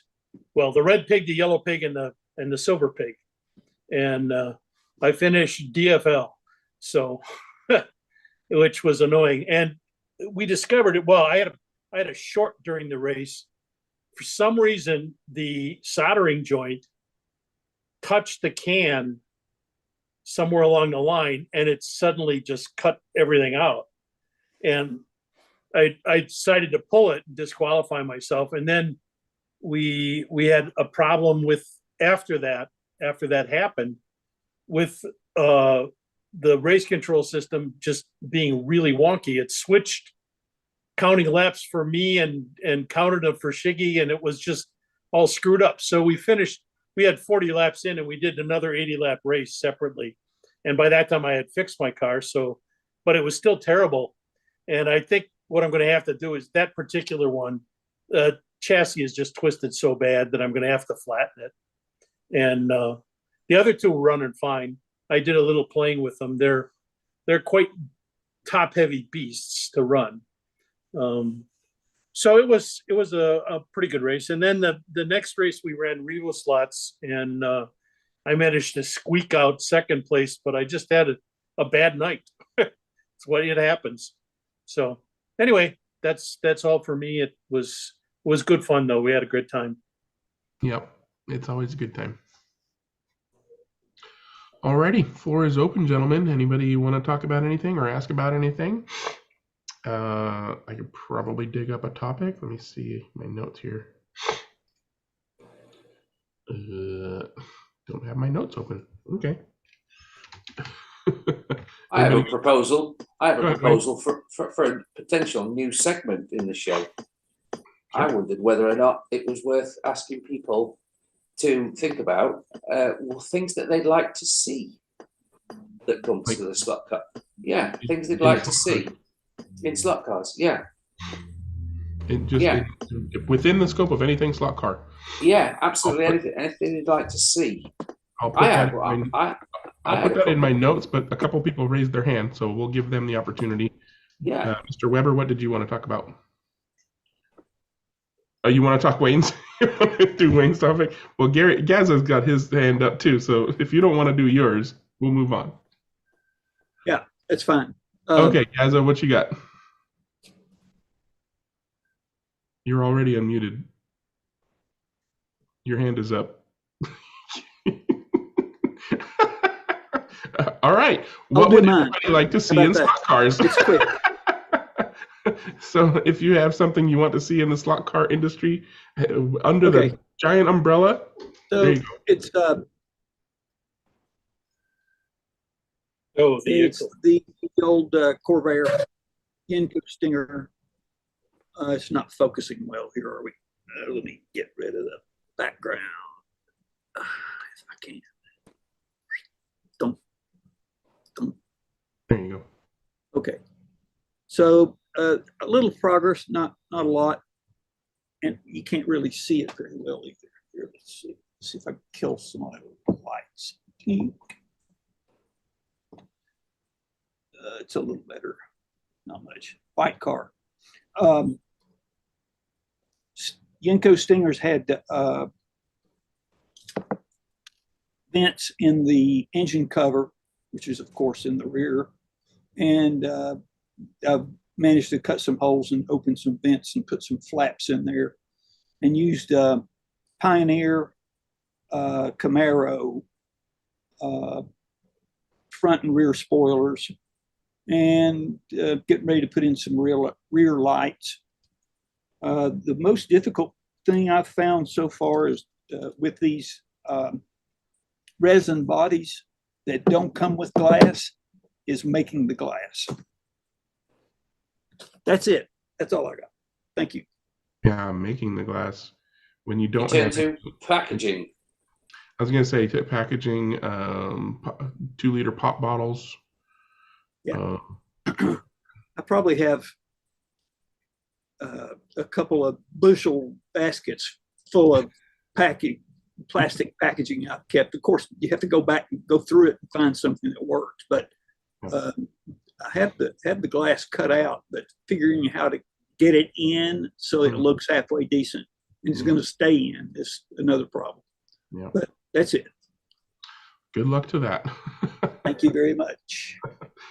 All right, Gazza, do you want me to put your hand down? Yeah, yep, if you want. I've just got some show and tell. Go ahead. In here. All right. There we go.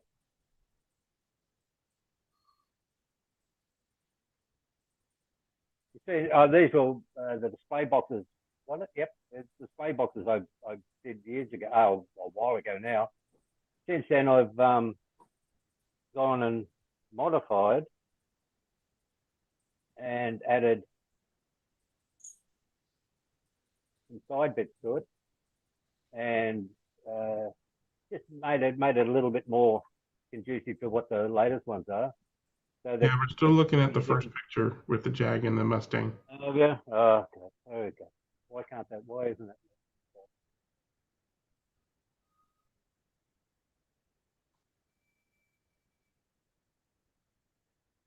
That done anything? No. Those are 3D printed, right? Yeah. Yeah, those look great.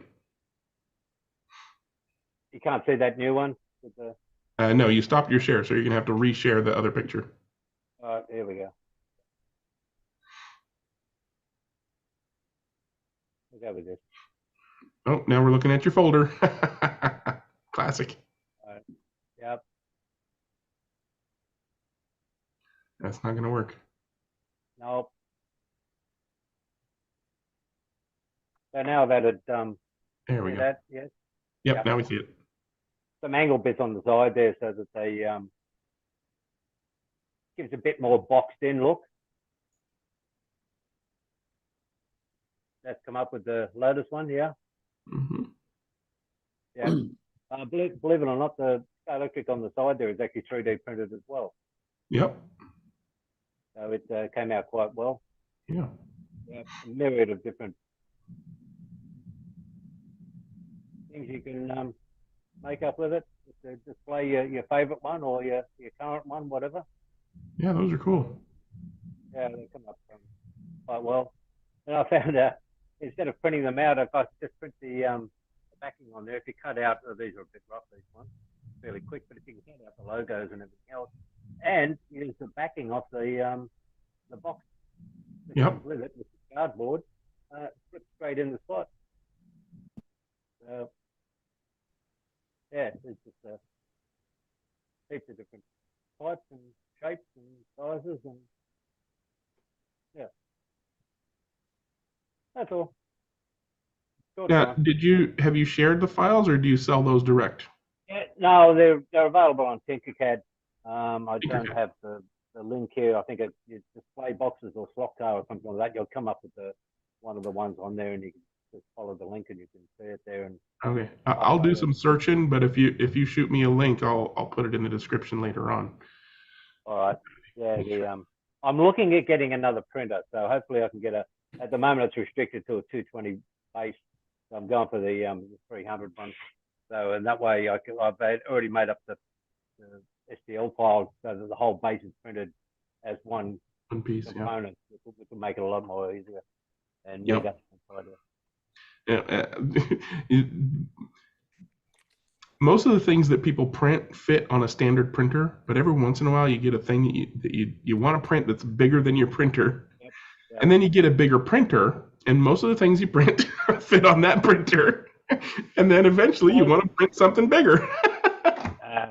The point in question was that the house that I showed ages ago, the cottage sort of thing, was a nice thing, but the base on it was too big, so I had to slice it down and cut the veranda off it and then fit it in there. And it only, I think it was 220, and I think the thing had a base on it about 210 or 205 or something. Yep. Fit it on, absolute pain. And then you had to print the veranda separately and all that.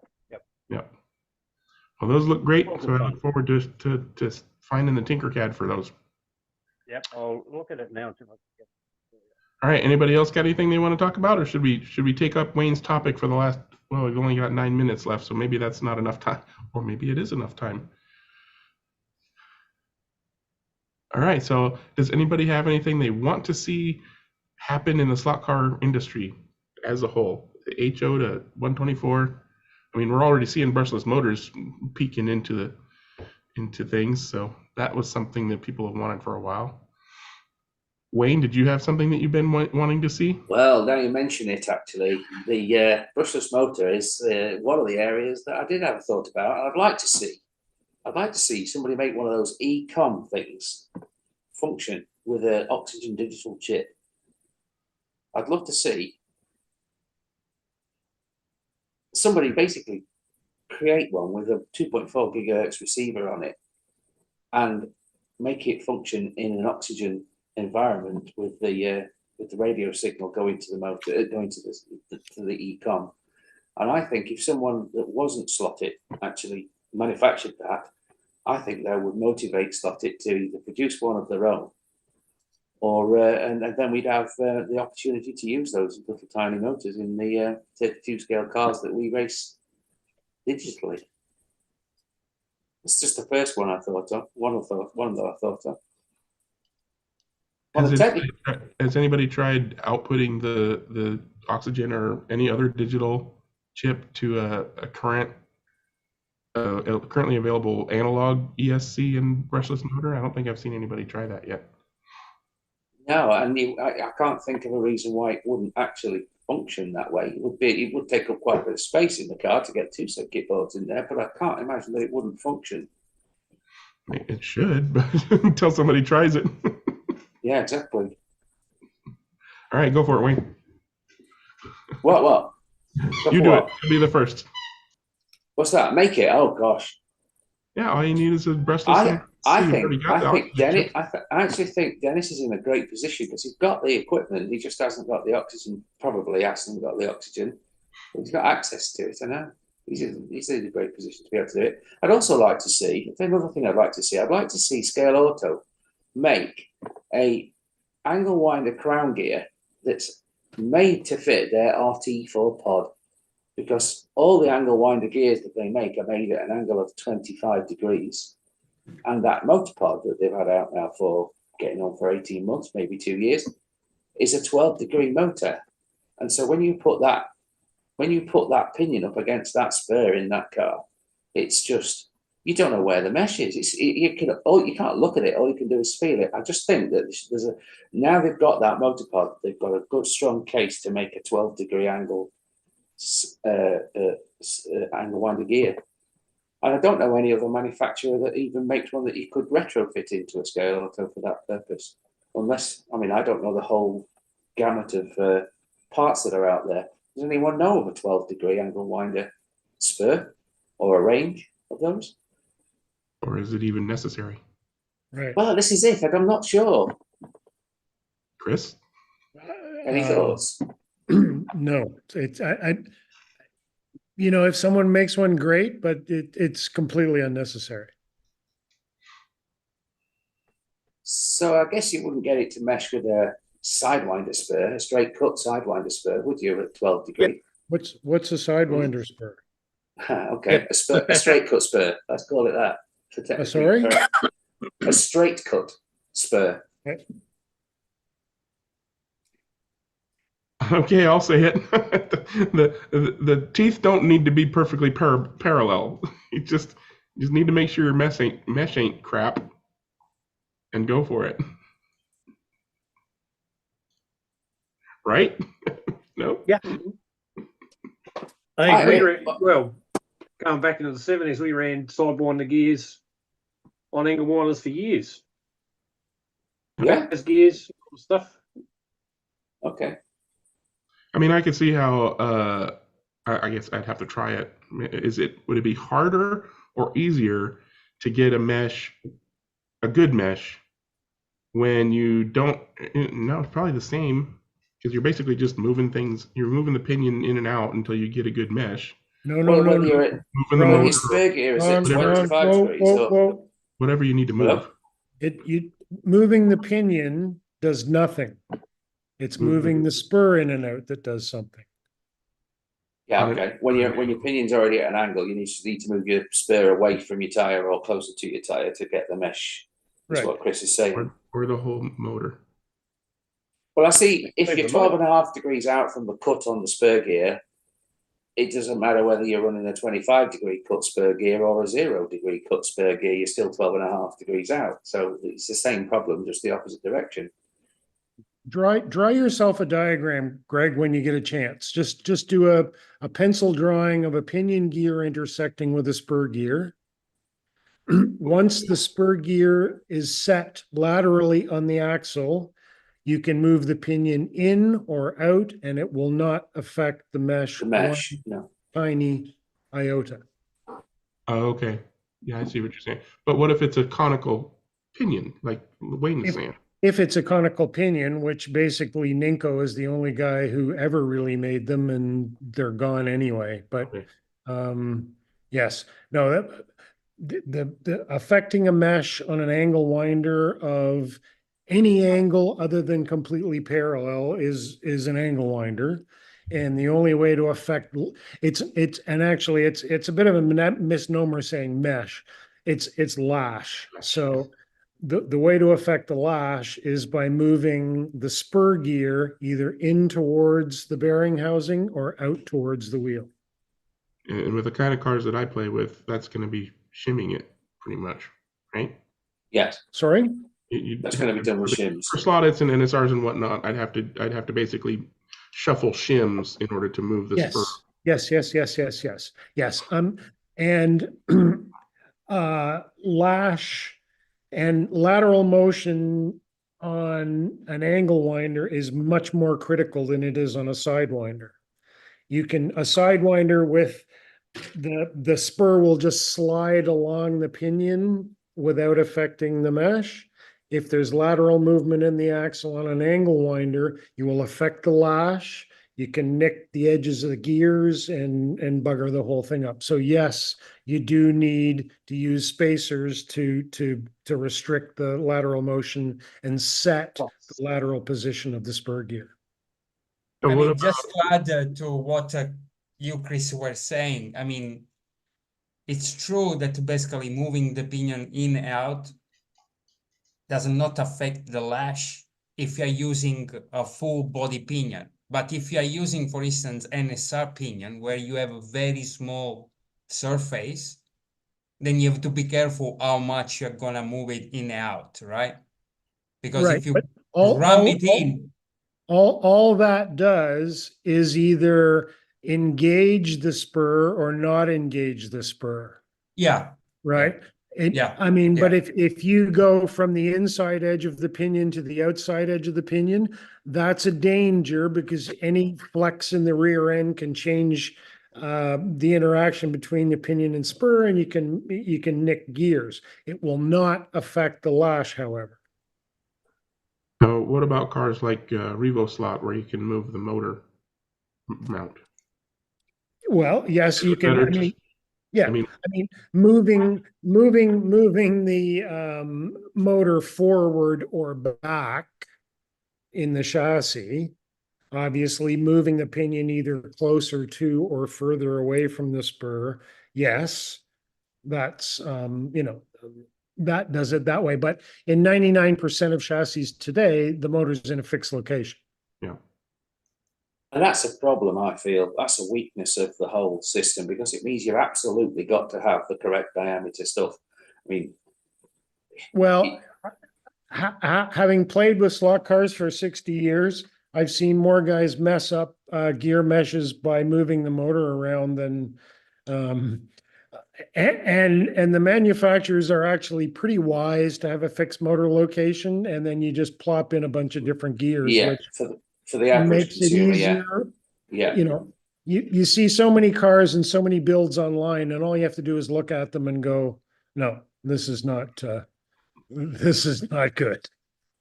Mm. All right, I think that's a good point to hit my stop stream button, but we'll keep chatting like always until next week. Everybody wave. Bye-bye. Bye. Bye. Stream over.